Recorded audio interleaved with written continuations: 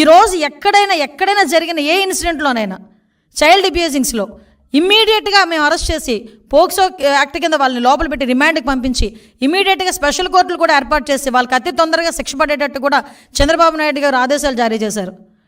జగన్మోహన్ రెడ్డి నేను ఒకటి అడుగుతున్నా, లాస్ట్ 5 సంవత్సరాలు సీఎంగా ఉన్నావు కదా, రమ్య హత్య కేసు గురించి నువ్వు మాట్లాడలే, స్నేహలత హత్య కేసు గురించి మాట్లాడలే, ఆఖరికి అనుష హత్య కేసు గురించి నువ్వు మాట్లాడలే, నీ నియోజకవర్గంలో జరిగిన నాగమ్మ హత్య కేసు గురించి కూడా నువ్వు ఏ రోజైనా మాట్లాడేవా నోరిప్పి? బట్ మా సీఎం గారు మొన్న రీసెంట్గా చీరాల్లో ఒక హత్య జరిగితే ఇమీడియట్గా నన్ను అక్కడికి పంపించి 36 గంటల్లో నిందితులను పట్టుకుని అమ్మాయికి ఎక్స్గ్రేషియా కూడా ఇచ్చొచ్చాం.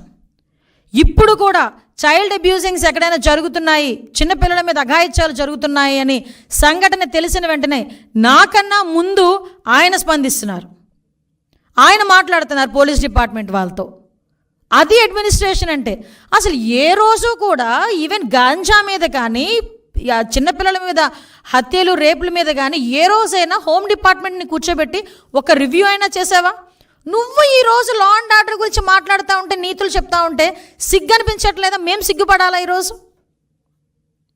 ఇది నేను ప్రజలకి చెప్పాలి ఈ విషయాలన్నిటి. నేను ఎంత దారుణంగా మా మీద బురద చల్లడానికి, మన మీద బురద చల్లడానికి ఎందుకు మన అన్నారంటే, ఈరోజు ప్రజలందరూ కూడా మ్యాండేట్ ఇచ్చి ఈరోజు చంద్రబాబు నాయుడు గారిని కూర్చోబెట్టారు. అంటే చంద్రబాబు నాయుడు గారి మీద ఒక మాట మాట్లాడుతున్నారంటే ప్రజలందరి మీద కూడా మాట్లాడినట్టే. చంద్రబాబు నాయుడు గారు is not a common man. CM ఆయన, రాష్ట్ర ముఖ్యమంత్రి, ప్రజల చేత ఎన్నుకోబడిన రాష్ట్ర ముఖ్యమంత్రి.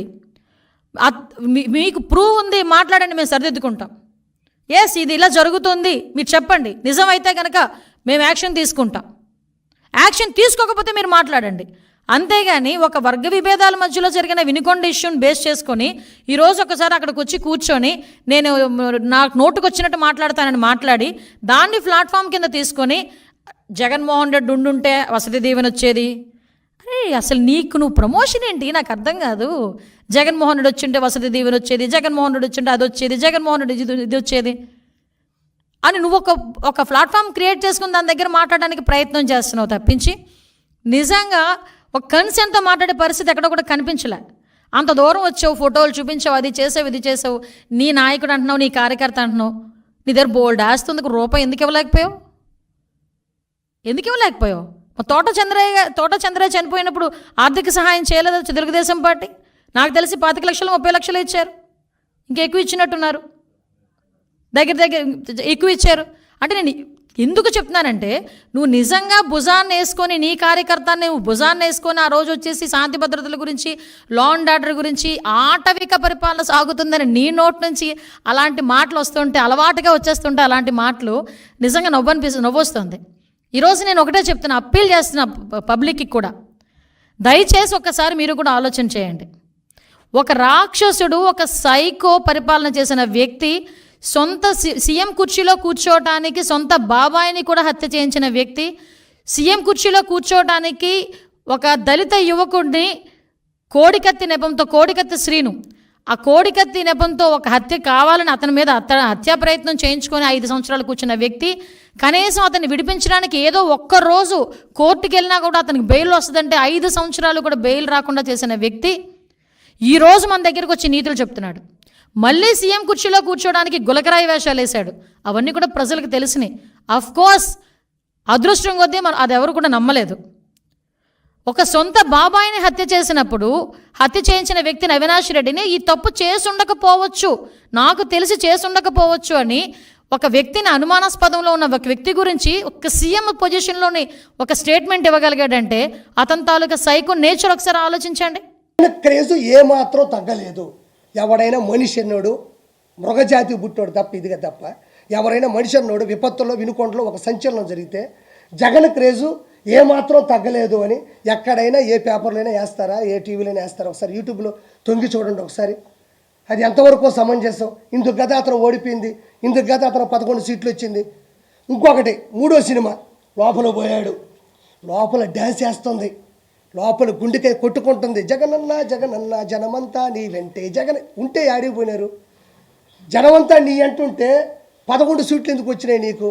ఆడ కూర్చున్నాడు, ఆడ కూర్చోకొని వాళ్ళందరినీ పెట్టుకొని మైండ్ చెడిపింది ఆ మనిషికి, పెట్టుకొని ఇంకా స్టార్ట్ చేశాడు. ఏం కాదమ్మా, నీ కొడుకుకి న్యాయం జరుగుతుంది, నేను ప్రతిపక్ష హోదాలో లేకపోయినా ప్రతిపక్ష నాయకుడిగా ఉన్నాను, నేను పోరాడతాను, నేను నిలదీస్తాను, నీ బిడ్డ పోవడం నాకు బాధగా ఉంది. ఆడిపోయి అమ్మ ఒడమ్మ మనిషి 15,000 అన్నాడమ్మా, ఒకరికి 15, ఇద్దరికి 30 చెప్తారా? వాళ్ళకి అర్థంగా నోరు తెరుచుకొని చూస్తూ ఉన్నారు. అతను కూడా ఏమన్నా ఏడుస్తాడేమో, అతను కూడా ఏడిస్తే మనం కూడా పైన పడిపోయి ఏడద్దాం, బాధ ఉండట్లేదు ఎవరికైనా, బాధ ఉండట్లేదు ఎవరికైనా. మనం కూడా అమ్మ నాయన చచ్చిపోయినప్పుడు తట్టకని ఎవరిని వస్తే పైన పడి ఏడ్చేస్తాం. వాళ్ళంత బాధ తప్ప హృదయంతో ఉంటే ఇతను పోయి మనిషికి 15,000, ఇంకోడికి 30-45,000 అన్న వాళ్ళు బిత్తరపోయి చూస్తున్నారు. ఇవన్నీ ఏడెందుకు చెప్తున్నాడు అంటే అతనికి ఎక్కడ ఏం మాట్లాడాలో తెలియనంత మనస్తాపానికి గురైపోయినాడు, మనస్సు చెలించిపోయింది, ఒక సైకో అయిపోయినాడు. అతను ఎర్రగడ్డ మెంటల్ హాస్పిటల్లో చేర్పించడంలో ఎటువంటి సందేహం లేదు. DNA టెస్ట్ తర్వాత జగన్మోహన్ రెడ్డి మానసిక టెస్ట్ కూడా చేయాలా, ఇది 100% అయిపోయింది. అక్కడికి పోయి ఎవరైనా అమ్మఒడి గురించి మాట్లాడతారా?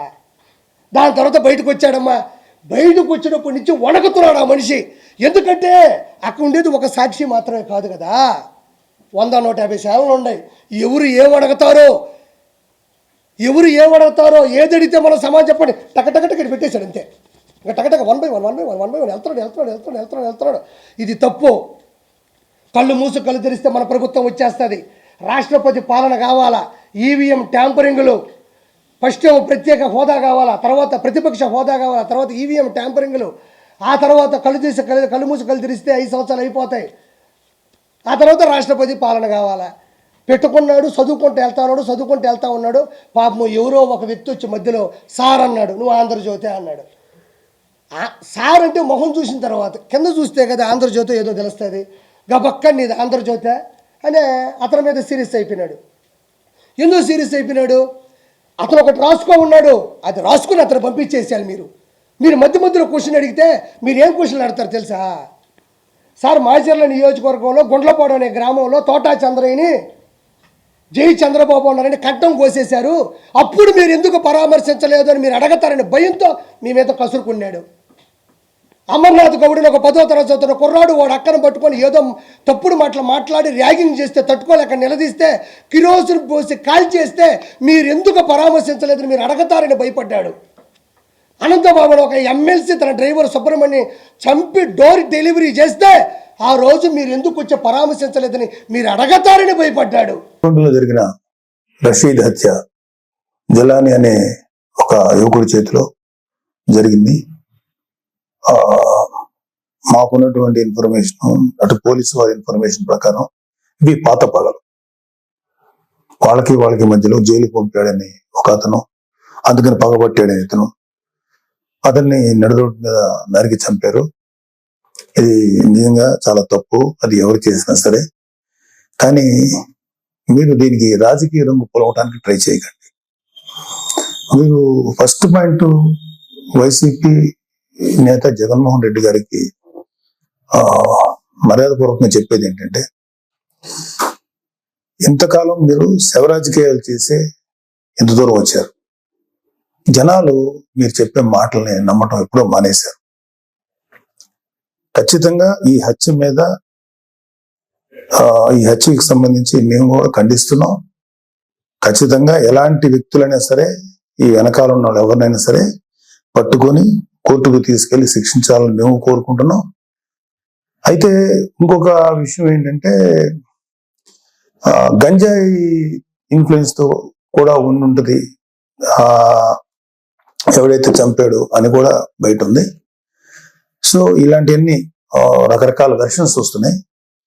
సో మీరు అర్జెంటుగా వినుకొండ వచ్చి ఆ చనిపోయిన కుర్రవాడికి ఒక పార్టీ నాయకుడుగా మీ సానుభూతి తెలపడం అనేది మాకు ఎటువంటి అబ్జెక్షన్ లేదు, మంచిది కూడా తెలుపుతాం. కాకపోతే మీరు దాన్ని రాజకీయ రంగు పోలిమి ఇంకా గట్టిగా నెల 10 రోజులు కూడా కాకుండానే, ప్రభుత్వం ఏర్పాటు అవ్వకుండానే మీరు రకరకాల విమర్శలు చేసి అక్కడికి వెళ్ళి జగనన్న పథకాలు, జగన్ మామ, ఇంకా ఎంతకాలం మీరు ఇలాంటి మాటలు మాట్లాడతారు? అధికారం ఉన్నప్పుడు నటించారు, అధికారం పోయినప్పుడు నటిస్తున్నారు. నటనల మీద పరిపాలన సాగదు. ఈ విషయం ఇప్పటికే మీకు అర్థమై ఉండాలి, మీ వైసీపీ నాయకులు కూడా అర్థమై ఉండాలి. ఎంతకాలం ఇంకా నటిస్తారు మీరు? ఓపెన్ గా ఉండండి. 2019లో మీకు అద్భుతమైనటువంటి తీర్పు ఇచ్చారు ప్రజలు మీకోసం. దాన్ని మీరు అత్యంత దారుణంగా, దుర్మార్గంగా ఉపయోగించుకొని ప్రజల నెత్తి మీద కాలు పెట్టి తొక్కారు. ప్రజల్ని హింసించి వదిలేరు మీరు. మీ పరిపాలనలో సామాన్యులు సైతం భయపడ్డారు. ప్రజల కోసం నిలబడిన కొంతమంది నాయకులు, కొంతమంది కార్యకర్తలు తప్ప ప్రతి ఒక్కరు భయపడ్డారు. ప్రతి వాళ్ళు భయపడ్డారు. మీరు ఇప్పుడు వచ్చేసేసి ఏదో అన్యాయం జరిగిపోయింది. డెఫినెట్ గా ఇది తప్పే, దీన్ని మేము ఖండిస్తున్నాం. కానీ దీనికి రాజకీయ రంగులు ఈ శవ రాజకీయాలు చేయకండి. కూటమి ప్రభుత్వం పరిపాలనా పరంగా ఏదన్నా ఉంటే విమర్శించండి.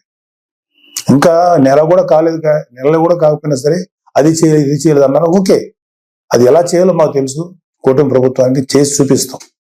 మీకన్నా అద్భుతమైన పరిపాలన ప్రజలకు వస్తుంది. మీరు అద్భుతమైన పరిపాలన మీరు చెప్పుకున్నారు. అంతకన్నా దుర్మార్గ పరిపాలన భారతదేశ రాజకీయ చరిత్రలో ఏ రాష్ట్రం జరగల. ఓన్లీ ఆంధ్రప్రదేశ్లో జరిగింది. ఎవరి మీద అక్కడ మిథున్ రెడ్డి గారి మీద ఏదో రాళ్ళు వేశారనో ఏదో కామెంట్ చేశారు. నువ్వే కదా నన్ను నా పుట్టినరోజు నాడు అరెస్ట్ చేయించి బాగా కొట్టించావు, వీడియోలో చూసావు. అంతకంటే హింస ఇంకేమైనా ఉంటుందరా బాబు? నువ్వు చెప్తావు నీతులు, ప్రజలు నమ్మాలి.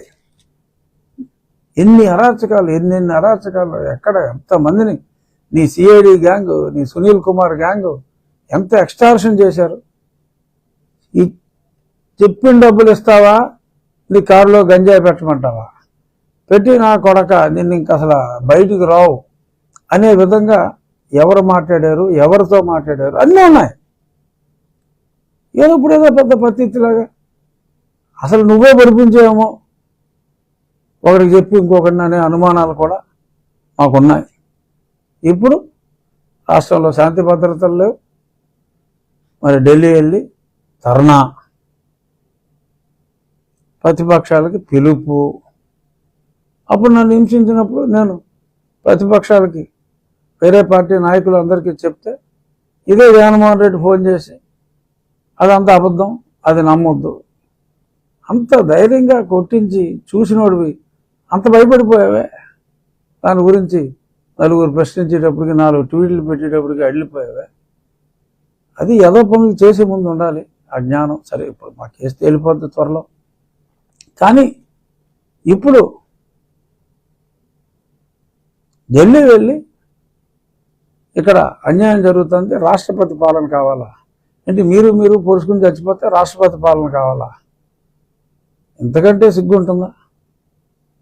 సో మళ్ళీ పేపర్లో రాయించుకుంటారా? ఏదో అందరినీ మళ్ళీ డబ్బులు ఇచ్చి రోడ్డు మీదకి రమ్మని చెప్పి అబ్బో తగ్గని ప్రజాభిమానం. మళ్ళీ కొంతమంది ఎర్ర లిస్టులు బయలుదేరతారు. ఇంకా జగన్కి తగ్గని ప్రజాభిమానం. 40% వచ్చినాయి కదా ఓట్లు. వస్తారు అందులో మిమ్మల్ని ప్రేమించే అభిమతం ఉన్నవాళ్ళు వస్తారు. దానికి ఒక 2000 మందిని పోగేసుకుని మళ్ళీ ఏదో కొత్తగా ఏదో ప్రబంధనం సృష్టిస్తున్నట్టు అవసరమా? ఎంత చేసినా ఉపయోగం లేదు. మళ్ళీ 5 ఏళ్ళ దాకా కనీసం మంచి పనులు చేయండి. శాసనసభలో నిర్మాణాత్మక పాత్ర పోషించగలిగితే నిజాలతో పోషించండి. ఇలాగ మీరు చంపేసుకుని మళ్ళీ ఇలాగ మమ్మల్ని ఇలా చేస్తున్నారు అలా చేస్తున్నారు అని చెప్పి మాట్లాడతాం. అరే, నా ఫ్లెక్సీ ఎవరు కట్టించారా రాస్కెల్స్? మీరు మా వాళ్ళు నా ఫ్లెక్సీ కట్టుకుంటానంటే ఎన్ని కేసులు పెట్టారు ఫ్లెక్సీలు కట్టిన వాళ్ళ మీద. మీరా లా అండ్ ఆర్డర్ గురించి మాట్లాడేది? సిగ్గులేదు మీకు. ఇవాళ లా అండ్ ఆర్డర్ గురించి మాట్లాడటానికి సిగ్గులేదు. అసలు తెలుగుదేశం పార్టీలో కొట్టించుకున్న వాళ్ళని చూశాను తప్ప కొట్టిన వాళ్ళు నేను ఇప్పుడు దాకా చూడలా.